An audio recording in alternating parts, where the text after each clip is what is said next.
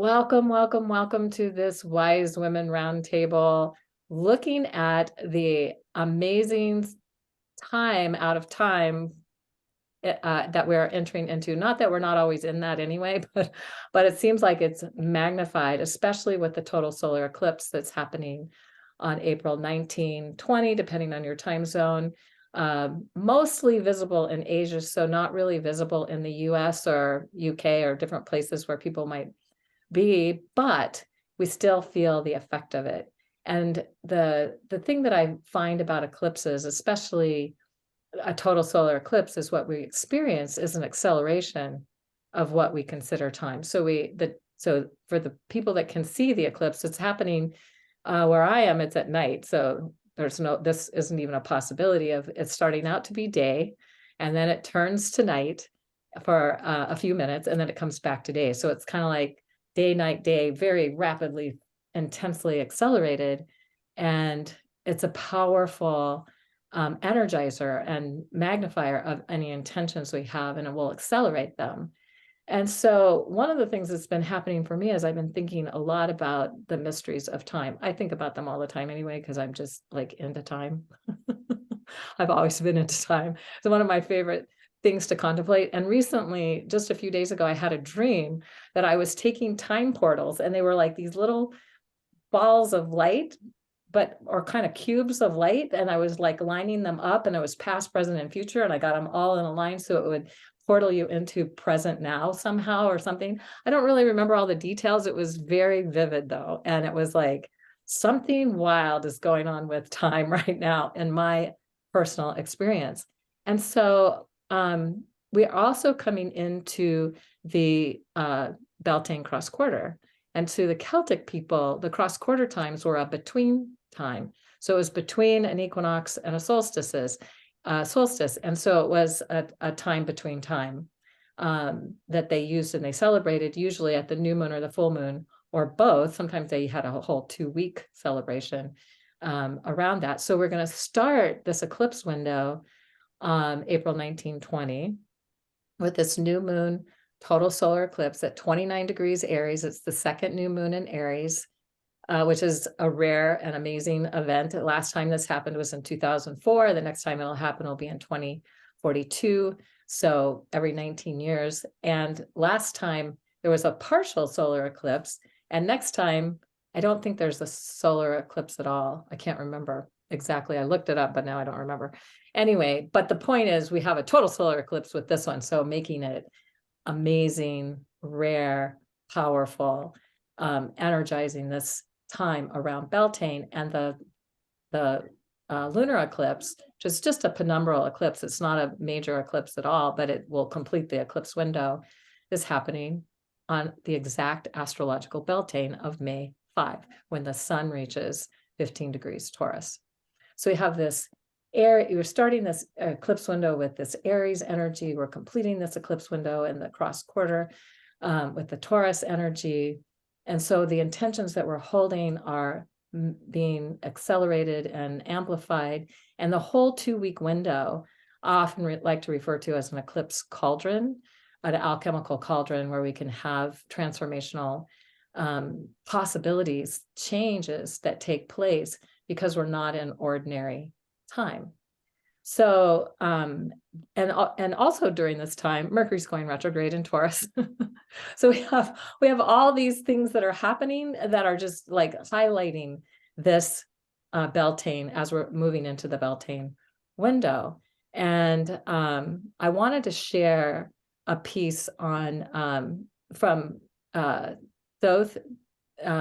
This comes from the Emerald Tablets of Thoth the Atlantean. That was something that was gifted to me back in 1998, when after I had this profound experience of encountering Thoth and sort of a weird, like I wasn't even trying to have this experience. And somebody gave me the Emerald Tablets of Thoth the Atlantean.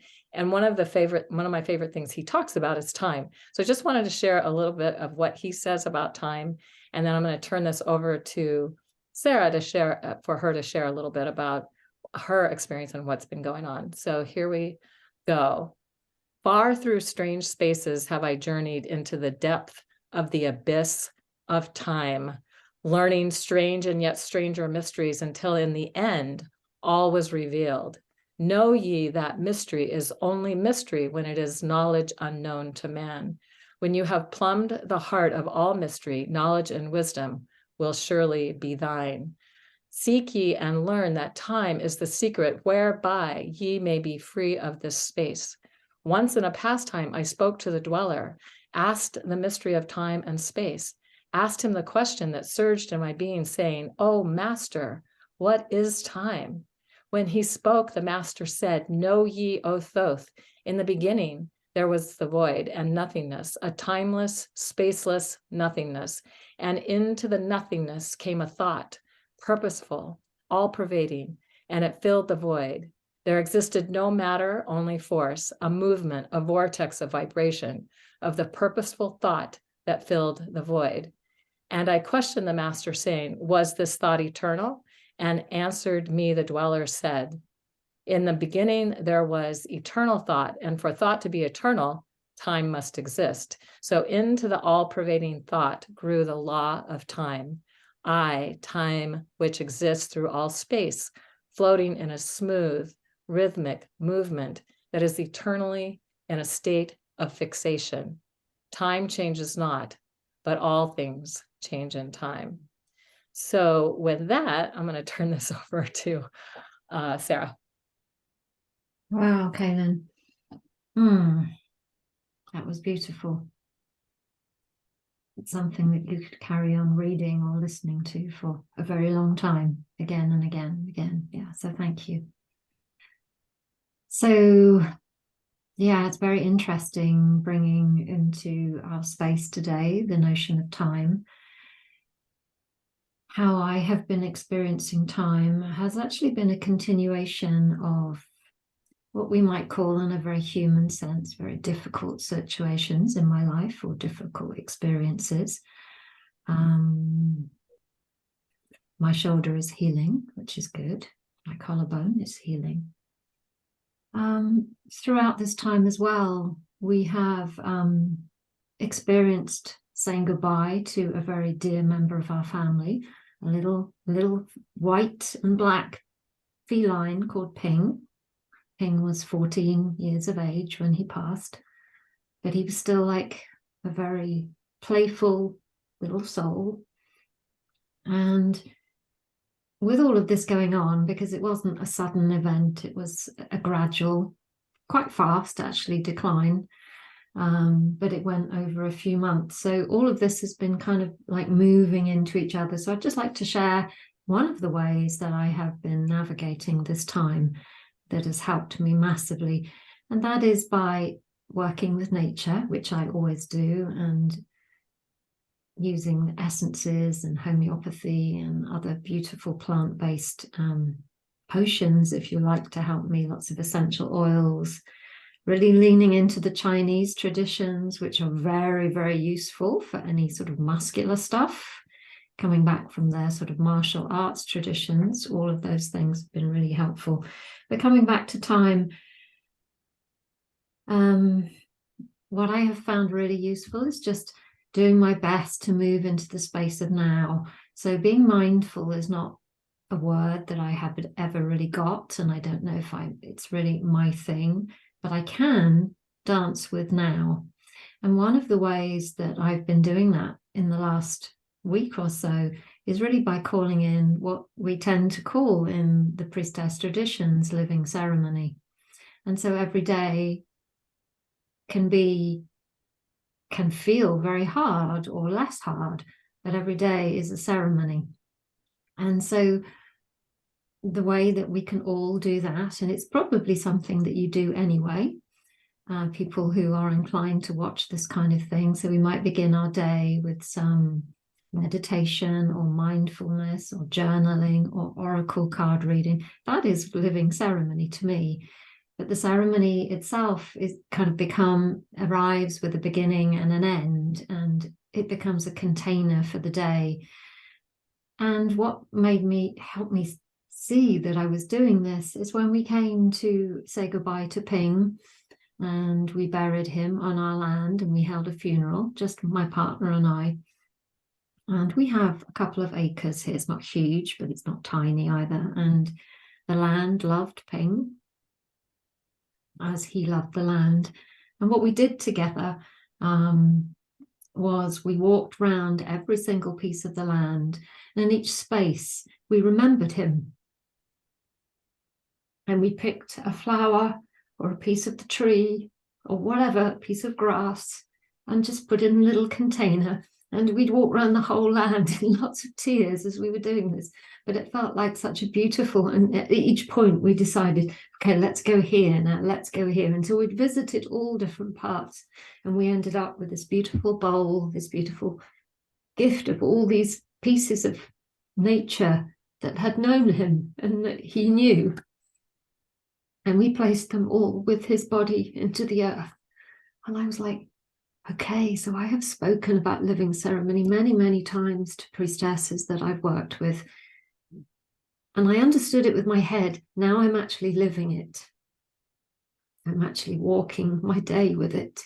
And it felt like a really beautiful thing. And then it occurred to me, well, I can do this every day, even with a much more, if you like, mundane day. I can begin my day by walking outside and picking a flower, or just being with a flower, or lighting a candle, or being with a crystal, or in whatever ways. And they're things that I would do anyway, but I'd never actually brought them.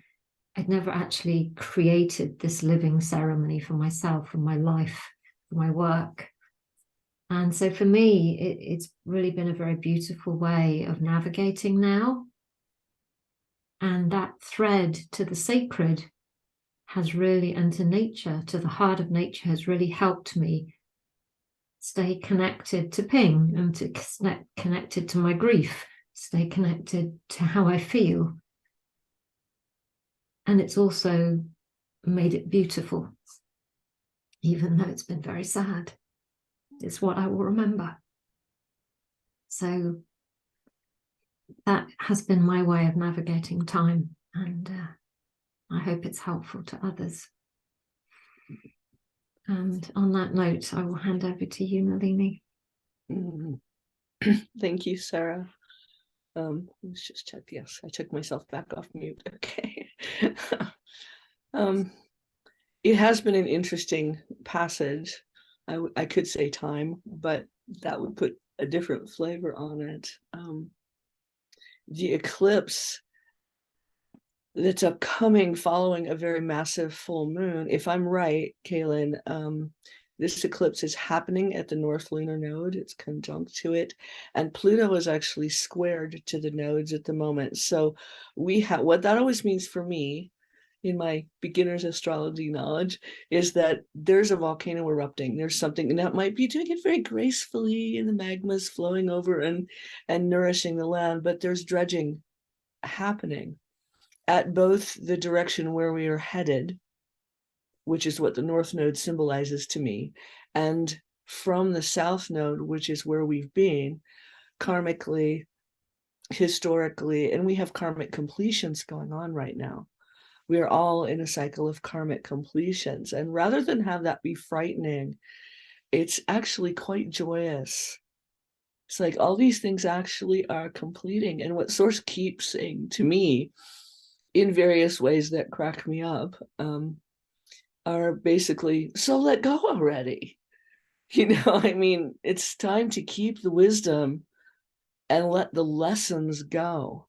We so value our lessons learned, and as we should do, I suppose, but it's valuing the wisdom gained, and then letting the form of the lesson, the way it has shown up in time, letting that go. We all have patterns, especially if you're listening to this.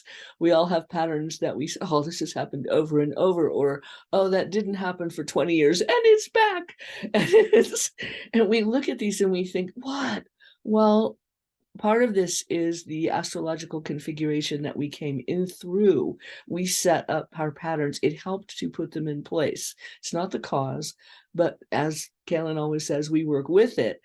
And it was a helper and an ally. So we have this full moon that just happened, and the eclipse window that we're moving into, that is a massive incitement, one could even say indictment for change.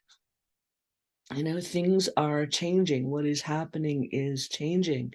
And we can be responsible for responding to that, which is the thread of sacredness that carries us through. How am I responding in and to this moment?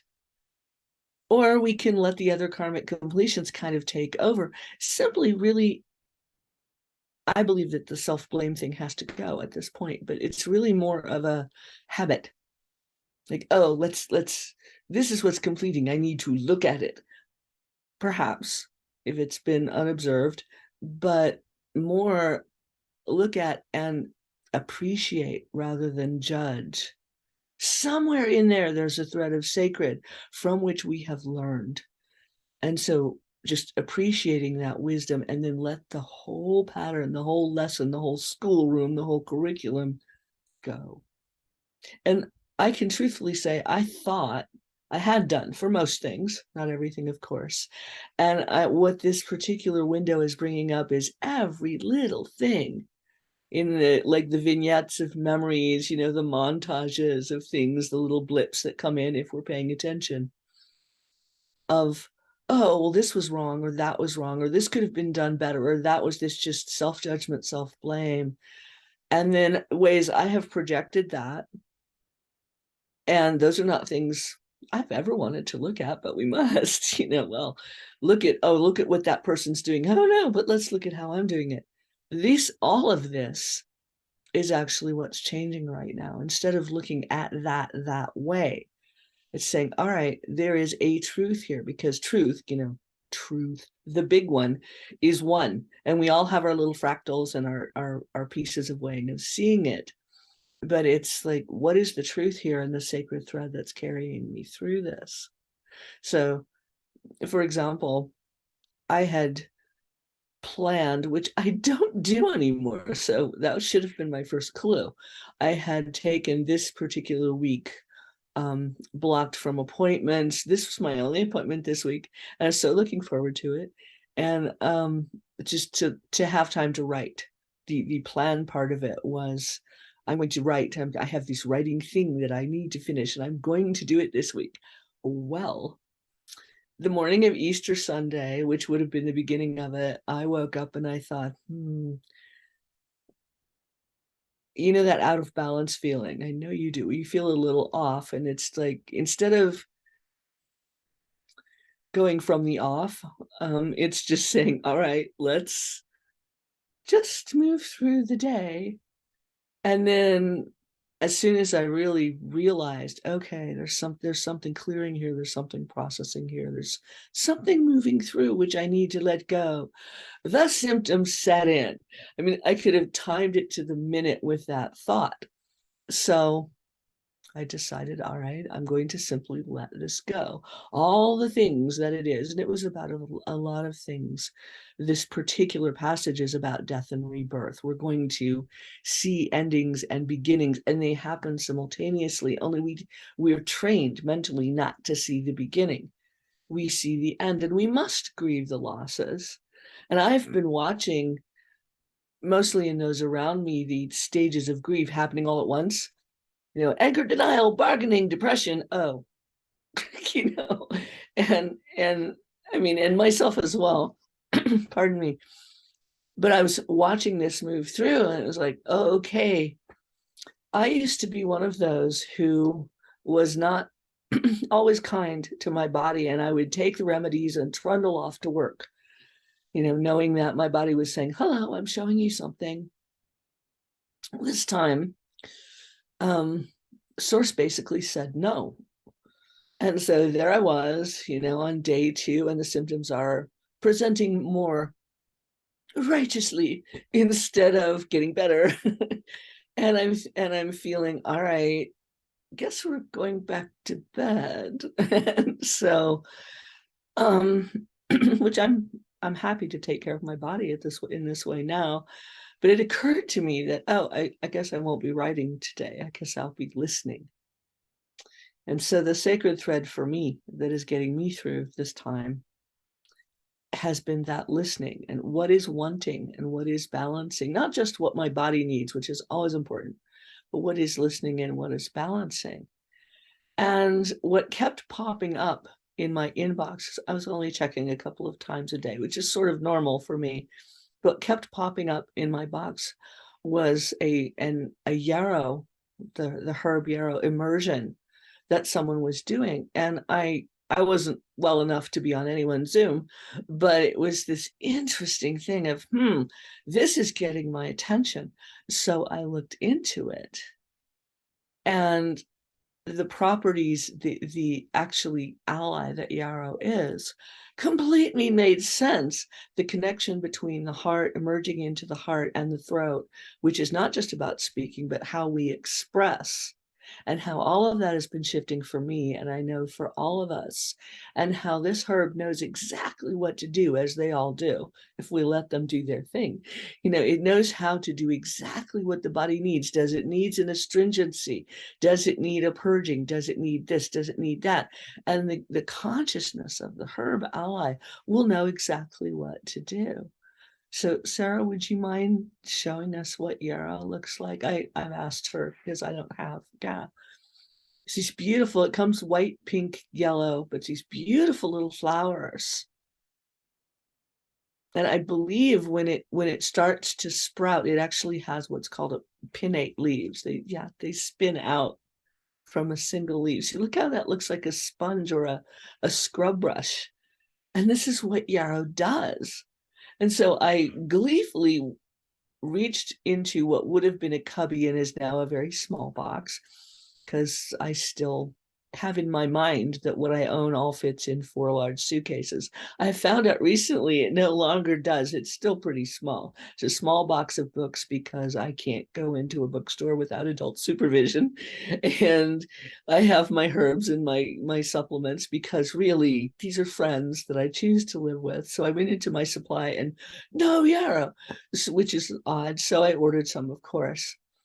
And I was feeling this though, the warrior healer, the blending of what we see as masculine and feminine in our nature, and how that needs to balance. So I've been holding onto, I suppose, that thread of balance, peace, and harmony, which came from the Libra full moon, and is moving into this amazing alignment in Aries, which is a very critical degree. So it's moving into it. If I recall correctly, Kaylin, this is a hybrid eclipse. It's where it can be seen, it goes from annular to full to partial, which means we're getting everything. We won't see it here, any of us, but we're getting all of the gradations of eclipse, which is all of the gradations of change accelerated into a single phase of this. And so what I've noticed with this span of what we call time this week, with the symptoms moving through very quickly, they're following the progression that one might see in a cold or the flu. But I learned as a child, don't let your mind do that. It's like, what is healing here? And it has to do with freeing up all the ways I have held my heart hostage to self-blame, self-criticism, to loss, and to somehow not being perfect, which, please, as if that even exists. So what I can offer is simply that as I moved through that, as I began to just ask for the assistance of Source, which is my ceremony, is how I walk through each day, is, okay, Source, what should we do today? How shall we walk through today? Because I'm able to do that. I mean, I have the situation to be able to do that.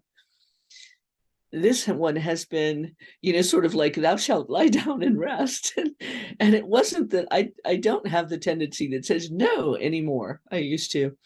But it was interesting because within that, it was, what is important? Listening, feeling, like the feeling kind of listening through the heart to those sacred threads that we all are. We are those threads. We are those configurations. That is the truth, the big truth. That is the real that is coming through all of this.